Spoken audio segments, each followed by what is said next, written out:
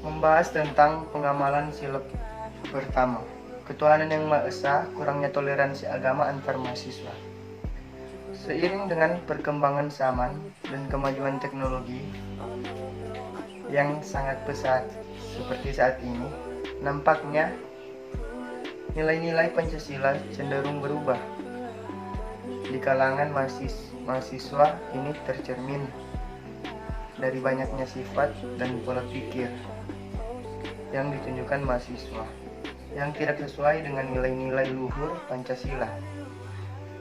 Menjadi perbincangan adalah yang terkait dengan sila pertama, yakni ketuhanan yang Maha Esa. Ini tergambar dengan situasi di Indonesia pada dewasa ini, di mana mahasiswa selalu cenderung berseteru dengan masalah agama. Analisis SWOT. S. Mahasiswa di kampus harus mematuhi aturan Pancasila. W.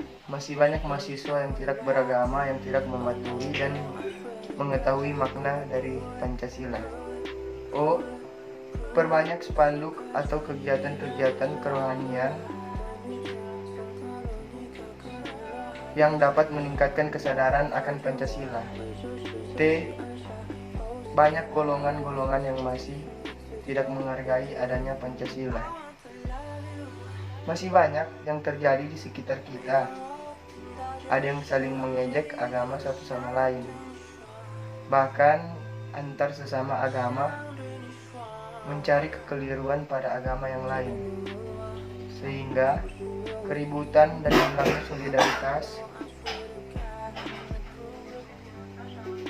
solidaritas dalam lingkup yang ada.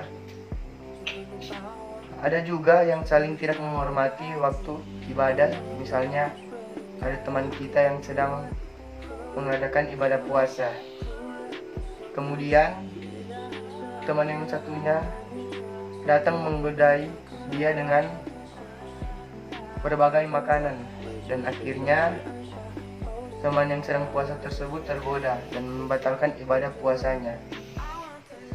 Contoh lainnya, misalnya ada yang saling mengejek agama satu sama lain, saling menjelek-jelekan sehingga terjadi hubungan yang tidak baik antar sesama agama tersebut.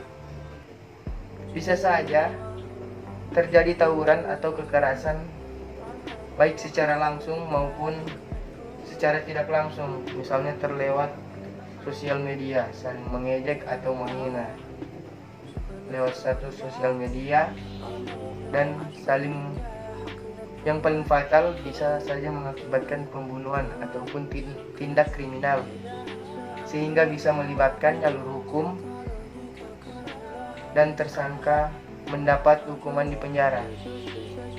Perbedaan akan selalu ada, namun dengan sikap saling menghormati dan sikap menghargai akan menghindarkan kita dari pertikaian, pertentangan atau permusuhan. Pertikaian karena perbedaan ini tidak sesuai dengan semboyan Bhinneka Tunggal Ika, yang artinya berbeda-beda tetap satu. Sikap toleransi antar perbedaan agama, suku, budaya, hingga bahasa akan meningkatkan rasa persaudaraan sehingga dapat terhindar dari kesalahpahaman. Sikap toleransi dengan Pancasila, sila ketiga yang berbunyi Persatuan Indonesia, yang menekankan bahwa Pancasila menghargai seluruh keberagamaan di Indonesia tanpa mengutamakan golongan tertentu. Sikap toleransi akan menciptakan kekompakan walaupun dengan latar belakang yang berbeda. Solusinya dalam hal ini, solusinya kembali lagi kepada kesadaran diri kita masing-masing dan takut akan tindaknya kita terhadap dosa yang akan kita terima jika kita melakukan hal tersebut. Lagian, tidak ada gunanya melakukan hal bodoh seperti itu. Setiap agama selalu mengajarkan kasih, tetapi mengapa kita yang ingin mencari keributan? Membahas tentang pengamalan sila kedua, kemanusiaan yang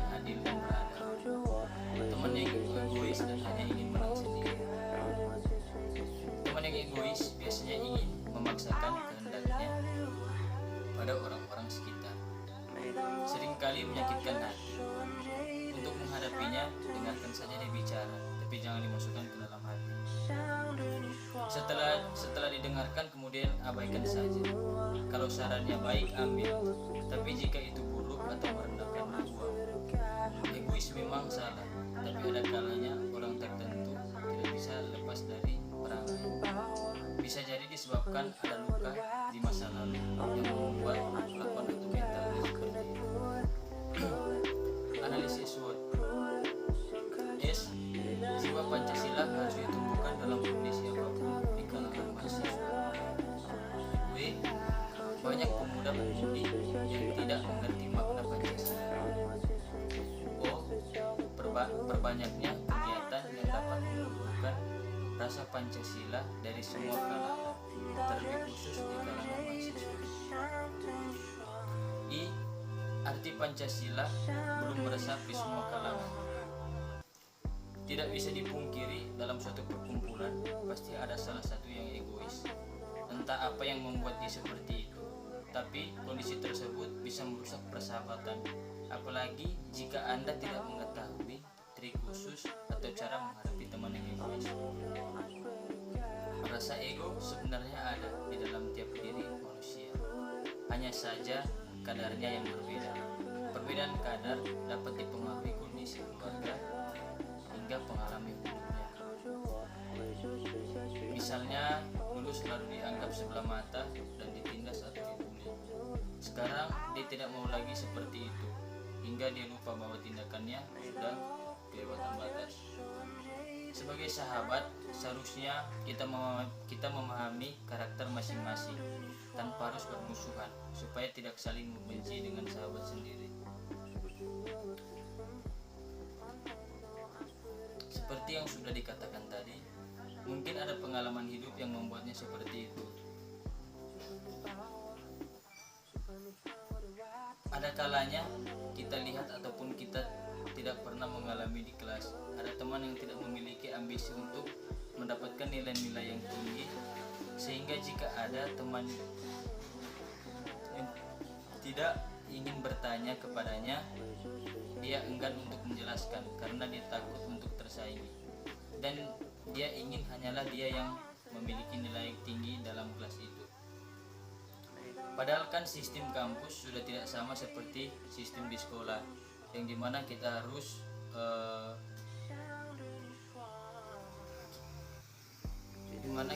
mendapatkan ranking 1 atau juara.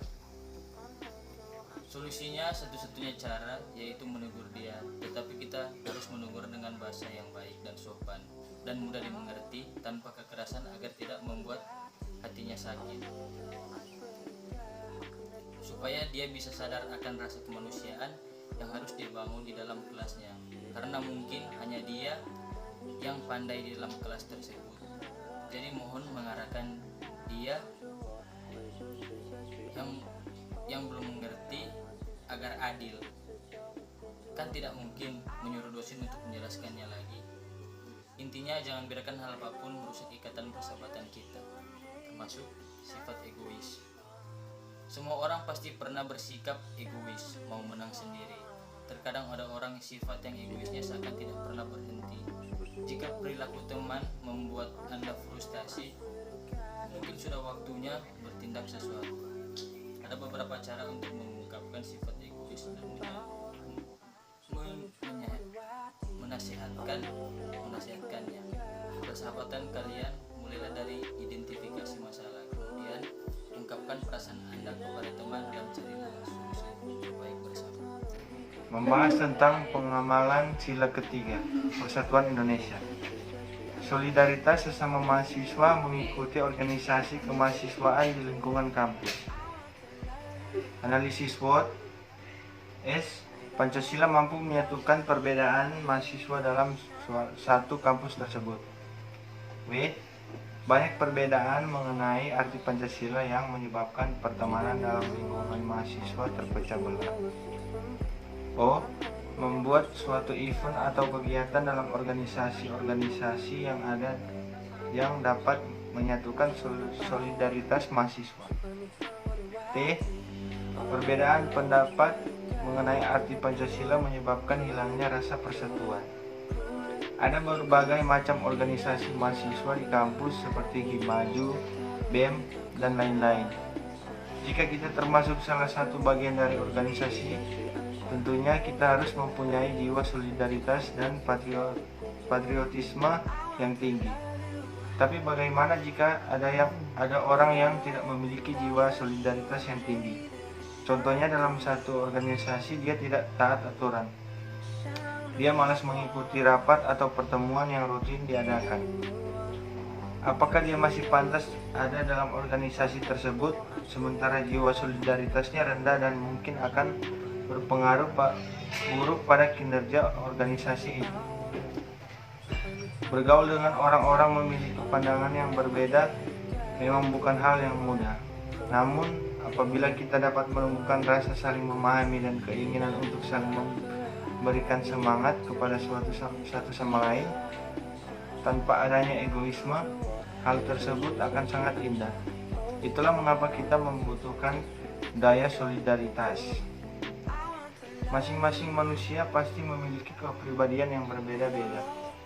Perbedaan bukanlah masalah, tapi yang penting adalah bagaimana cara agar perbedaan tersebut dapat bekerja sama dalam suatu kesatuan sehingga saling melengkapi. Solidaritas diinginkan bagi setiap kelompok, baik itu dalam masyarakat, kelompok pelajar, komunitas, bahkan dalam pertemanan. Secocok apapun kamu dengan orang lain, pasti akan ada saat di mana seseorang menjadi terlihat ketidaksesuaiannya yang membuat solidaritas menjadi berkurang. Maka dari itu, harus ada suatu irama yang harus dijaga agar hubungan dan sosialisasi yang baik terus berjalan dengan nyaman. Solidaritas membangun rasa ingin selalu dapat saling tolong-menolong dan peduli terhadap sesama. Yang kaya membantu yang miskin, yang kuat membantu yang lemah, dan sebagainya. Kamu tentu menginginkan kehidupan yang harmonis, nyaman, aman, dan tentram, bukan? Nah, dengan solidaritas, kamu akan merasakan hal tersebut dengan nyata. Solidaritas dapat membuat hidup menjadi lebih baik. Sayangnya, apa yang terjadi sekarang malah sebaliknya. Kurangnya solidaritas malah membuat orang kaya semakin kaya dan yang kuat semakin kuat. Sebaliknya, orang yang miskin semakin miskin dan yang lemah semakin meratapi kelemahannya. Beberapa perilaku korupsi adalah salah satu contoh bahwa solidaritas sudah mulai terkikis, di mana yang kuat menindas yang lemah. Hal ini memperhatinkan mengingat bahwa negara Indonesia menjunjung tinggi nilai kesepatannya. Solusi? Karena ini berbicara tentang nilai persatuan, dan jika orang tersebut sudah tidak mau bersatu dalam organisasi ini, pemimpin organisasi atau ketua dapat memberikan sanksi atau pernyataan jika yang bersangkutan masih ingin bergabung. Jika tidak, organisasi dapat membuat tindakan lanjut. Membahas tentang pengamalan sila keempat, kerakyatan yang dipimpin oleh hikmat kebijaksanaan dalam permusyawaratan perwakilan. Membiasakan diri dalam mengambil keputusan dalam mengikuti diskusi organisasi kemahasiswaan. Analisis SWOT. S. Mahasiswa mampu menjalankan sikap dari Pancasila untuk kesejahteraan bersama. W. Banyaknya mahasiswa yang masih tidak mengamalkan nilai-nilai Pancasila di dalam kehidupannya. O. Mahasiswa seharusnya bekerja untuk membuat kepercayaan di sekitarnya. T. Pengurus organisasi seringkali tidak mendengar aspirasi anggotanya padahal mereka seharusnya bekerja sama. Pada dasarnya, tidak ada keputusan yang buruk, tapi sayangnya tak jarang seseorang menghadapinya dengan cara yang sama.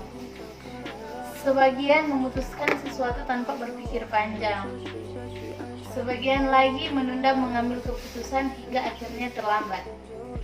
Sebelum mengambil keputusan, ada beberapa proses yang dapat dilalui untuk menghindari kesalahan.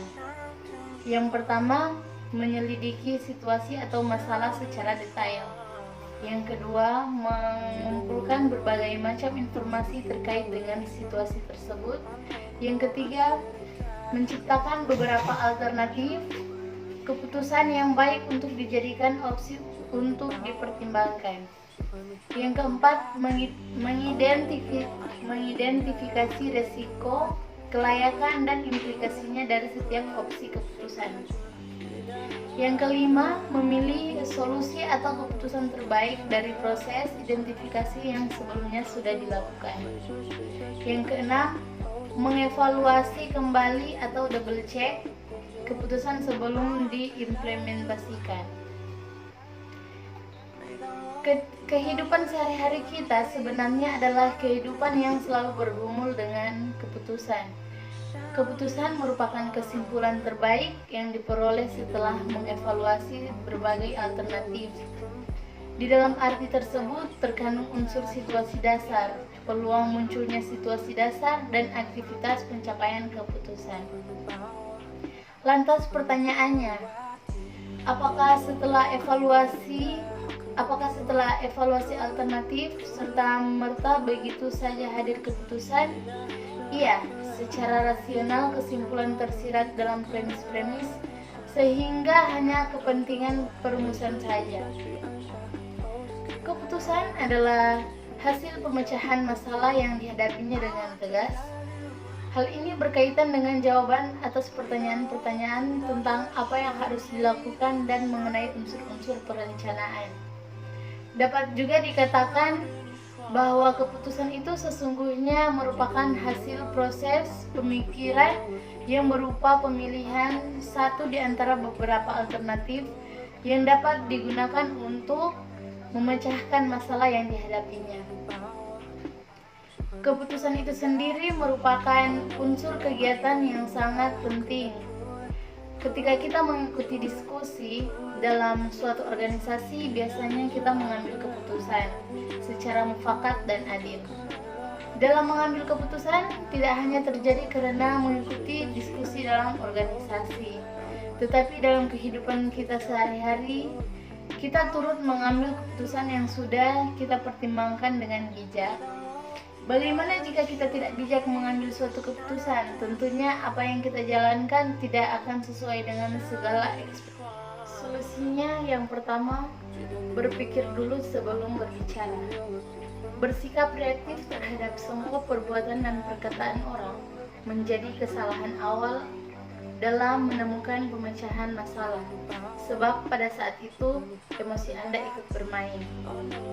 Yang kedua, mengklarifikasi pernyataan, yaitu penting bagi kita untuk mengulangi dan memperjelas pendapat.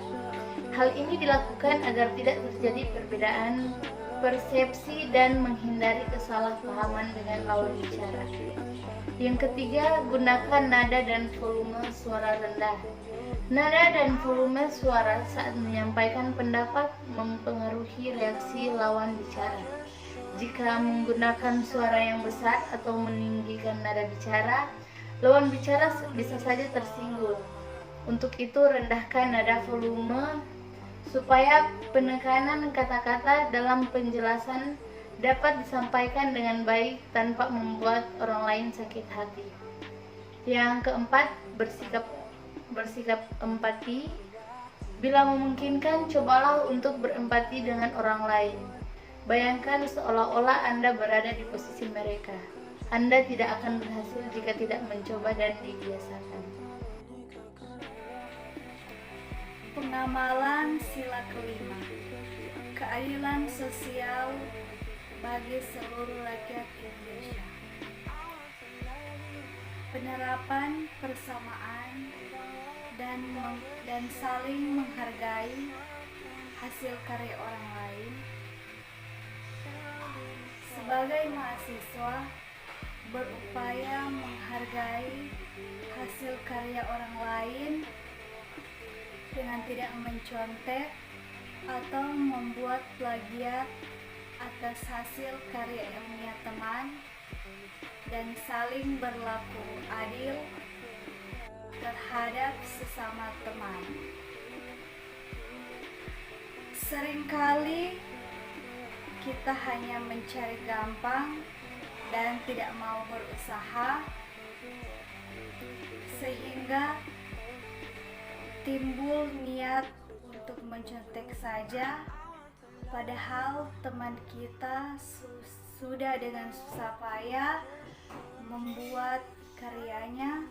Apalagi kita jika menyuruh teman kita untuk membuatkan punya kita. Tidak adil untuk dia, karena dia akan 2 kali mengerjakan tugas yang seharusnya sudah selesai. Dan kita sebagai mahasiswa tidak dapat mencerminkan nilai dari Pancasila, dan kita hanya memanjakan otak kita sehingga tidak dapat terpikir secara kreatif, sehingga apa yang selama ini kita belajar di kampus tidak dapat dimengerti, karena otak selalu dimanjakan dengan cara berpikir malas yang hanya bergantung pada orang lain, tidak mengusahakan diri, atau otaknya berpikir sendiri karena ilmu tidak cukup hanya menyontek atau mengikuti hasil karya dari orang lain, dan ilmu yang timbul atau karya yang timbul dari diri atau otak kita sendiri adalah cerminan dari kemajuan dan kesuksesan bangsa. Dan pentingnya seseorang mahasiswa dapat mengasah dirinya, terlebih otaknya, untuk berpikir produktif, karena negara sangat membutuhkan calon penerus bangsa yang mempunyai cara berpikir yang jenius, yang memiliki dasar kuat dengan apa yang keluar dari pikirannya sendiri. Jangan membiasakan diri untuk selalu dikuasai oleh cara berpikir malas, karena hal tersebut hanya dapat menimbulkan masalah baik kepada diri sendiri maupun orang lain. Analisis SWOT-nya, yang pertama, mahasiswa harus memiliki rasa adil terhadap sesama temannya sesuai dengan nilai-nilai Pancasila. Yang kedua, banyak mahasiswa yang menuntut keadilan, tapi mereka tidak mengerti keadilan tersebut. Yang ketiga, mahasiswa harus mempraktekkan keadilan di lingkungan kampus, teristimewa di dalam kelas. Yang keempat,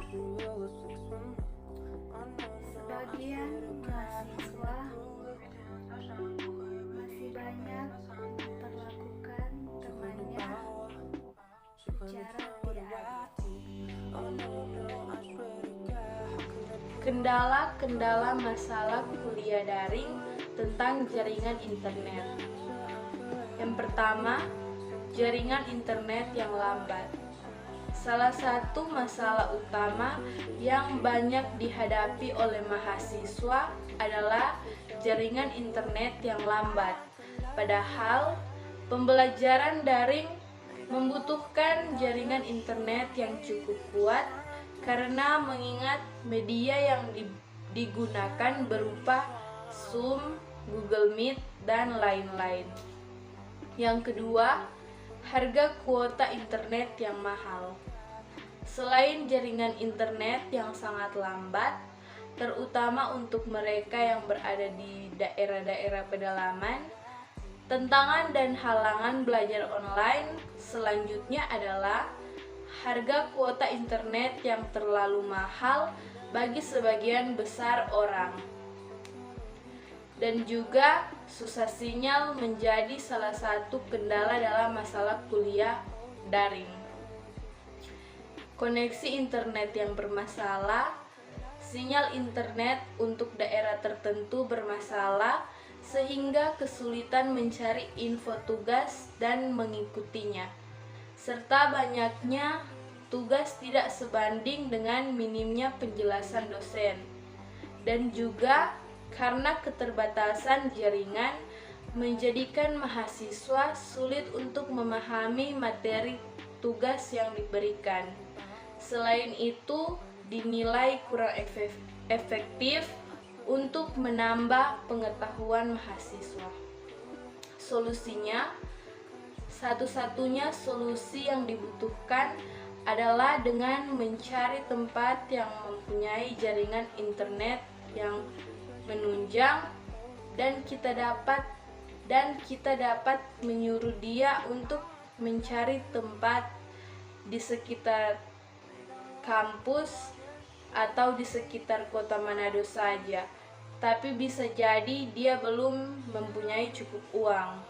Dalam hal ini, sebagai warga negara yang paham akan nilai Pancasila dan mempunyai jiwa sosial yang tinggi, jika ada teman-teman sekelasnya yang bisa mengajaknya untuk tinggal untuk beberapa waktu sampai dia mempunyai cukup uang untuk membayar tempat kos, merupakan nilai Pancasila, yaitu gotong royong. Membahas tentang beberapa masalah kuliah daring yang sering terjadi di sekitar kita, misalnya kendala jaringan dan kuota internet karena mahasiswa tersebut berada di kampus yang minim jaringan internet. Analisis SWOT. S. Jam kuliah jadi lebih fleksibel, efisien tempat, waktu, dan biaya karena dapat dilakukan di mana saja. W. Sinyal yang tidak stabil karena keadaan geografis dan kemampuan daya tangkap mahasiswa yang berbeda-beda. O. Dosen membuat aplikasi khusus di web kampus yang nantinya seluruh dosen dapat mengupload materi kuliah di situ dan mahasiswa juga mengakses di satu pintu. T. Motivasi belajar menurun dan materi perkuliahan tidak tersampaikan dengan baik. Ada salah satu mahasiswa di kampus saya, dia tinggal di salah satu desa di Minahasa Tenggara, dan desa tersebut sangat sulit mendapatkan jaringan internet. Setiap kali dia mencoba untuk mengikuti mata kuliah yang menggunakan aplikasi Zoom, selalu dia terkendala jaringan. Jadi dia tidak dapat mengikuti materi dengan maksimal. Imbasnya, nilai kehadirannya selalu rendah dan dia juga tidak dapat menerima ilmu-ilmu dari setiap dosen.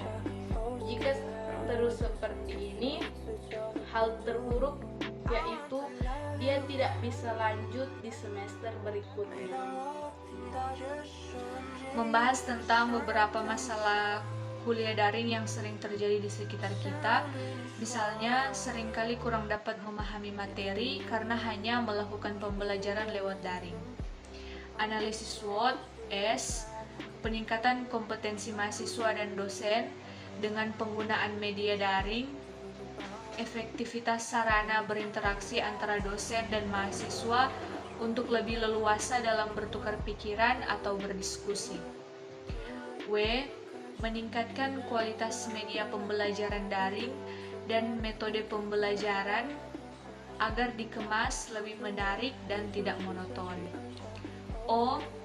Orang tua mendukung pembelajaran daring yang diberikan kepada mahasiswa selama pandemi COVID-19.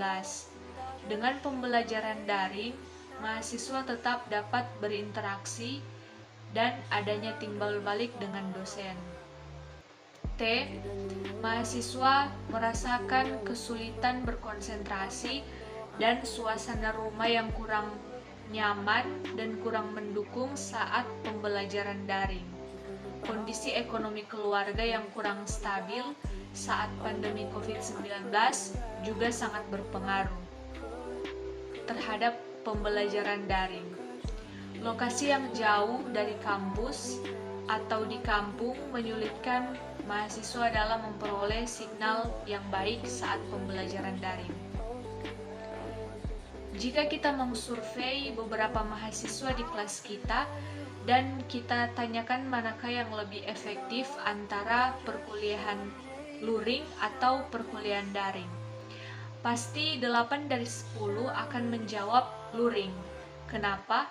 Karena selain dapat berbincang dan bercengkrama dengan teman-teman sesama angkatan, sekaligus juga materi yang diberikan oleh dosen akan lebih mudah untuk kita pahami, apalagi jika MK tersebut adalah praktek dan harus menggunakan alat praktek, misalnya komputer, dan di rumah ada beberapa mahasiswa yang tidak mempunyai komputer. Tetapi kalau di kampus kita dapat memanfaatkan lab komputer sebagai penunjang untuk kita belajar. Terkadang jika kita mengikuti MK lewat daring, seringkali kita kurang menangkap maksud dari dosen tersebut. Kita terganggu dengan keramaian di rumah, dengan wajah teman-teman atau suara bising teman-teman di layar HP atau laptop lewat Zoom, dan yang paling sering kita alami yaitu cepat merasa bosan karena kita hanya berkomunikasi dengan layar HP atau layar laptop saja. Solusinya, dengan adanya nilai Pancasila yaitu keadilan, dalam hal ini solusinya yaitu pemerintah, dosen ataupun pihak kampus kiranya dapat menimbang dan mengatur sedemikian rupa agar kegiatan tatap muka di kampus dapat sesegera mungkin dilaksanakan dengan memenuhi protokol kesehatan yang ketat. Ini juga agar menjadi keuntungan bagi mahasiswa dan dosen agar kegiatan belajar dapat efektif terlaksana. Dosen tidak akan kesulitan menjelaskan tanpa alat praktek yang masih minim dimiliki mahasiswa. Begitu juga mahasiswa akan lebih mudah memahami materi dari dosen, sehingga nanti nilai yang akan diperoleh dari mahasiswa juga akan memenuhi standar dan sistem pembelajaran dari kampus tidak akan melanggar pembelajaran tersebut, sehingga akan saling menguntungkan antara dosen dan mahasiswa lewat sistem pembelajaran secara luring. Tetapi jika masih ada mahasiswa yang masih di kampung dan jauh dari lingkungan kampus, maka dosen harus memberitahukan sekurang-kurangnya 1 minggu sebelum mengadakan kegiatan luring di kampus.